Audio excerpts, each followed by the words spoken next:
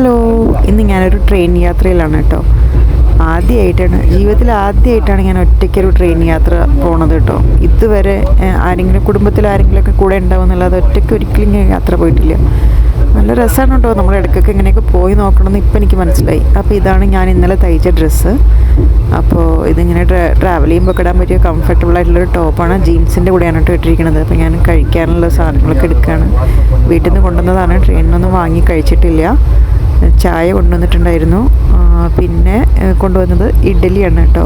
അതിങ്ങനെ ചെറിയ പീസായിട്ട് കട്ട് ചെയ്തിട്ട് നമ്മളിങ്ങനെ മുളക് പൊടിയും ഉള്ളിയൊക്കെ ചേർത്ത് അതിലിട്ട് ഫ്രൈ ചെയ്തെടുക്കുന്നൊരു രീതിയാണ്. കാരണം ചട്നിയൊക്കെ വേറെ പാത്രത്തിലൊക്കെ കൊണ്ടുവരാനുള്ള ബുദ്ധിമുട്ട് കാരണം അങ്ങനെ കൊണ്ടുവന്നതാണ് കേട്ടോ. കുഴപ്പമില്ല, നല്ല ടേസ്റ്റ് ഉണ്ടായിരുന്നു. പ്രത്യേകിച്ചും വാഴയിലയിലൊക്കെ പൊതിഞ്ഞിട്ട് കൊണ്ടുവന്ന കാരണം അതിൻ്റെ ഒരു മണമൊക്കെ ഉണ്ടായിരുന്നു.